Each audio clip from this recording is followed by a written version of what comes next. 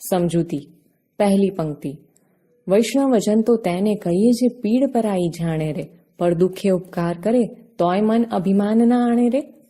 આ પંક્તિમાં કવિ કહે છે કે સાચો વૈષ્ણવજન એ છે કે જે બીજાની પીડાને જાણે, સમજે અને એ પીડાને દૂર કરે, છતાં એ પોતે ભલાઈનું કામ કર્યું છે એનું જરાય પણ અભિમાન પોતાના મનમાં ન રાખે. બીજી પંક્તિ. સકળ લોકમાં સૌને વંદે, નિંદા ન કરે કેની રે, વાચ કાચ મન નિશ્ચલ રાખે, ધન ધન જનની તેની રે.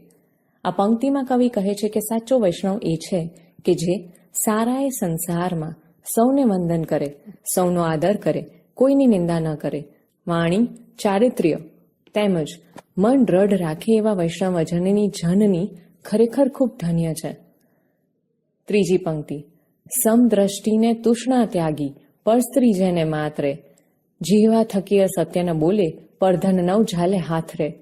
આ પંક્તિમાં કવિ કહે છે કે જે સંસારમાં સૌને સમાન નજરથી જુએ, જેણે પોતાને દુઃખી કરે એવી કામનાનો ત્યાગ કરે, પર સ્ત્રીને માતા સમજે અને બીજાના ધનને સ્પર્શ પણ ન કરે, તે જ સાચો વૈષ્ણવજન છે.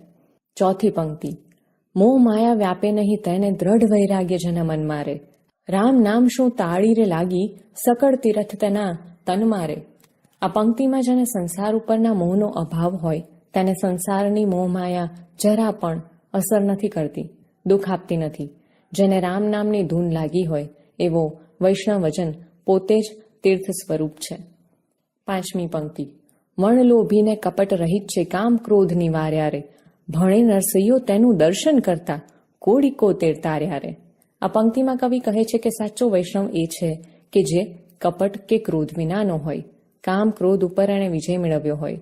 નરસિંહ મહેતા કહે છે કે આવા વૈષ્ણવજનના જે દર્શન કરે છે તેના 71 કુળ તરી જાય છે.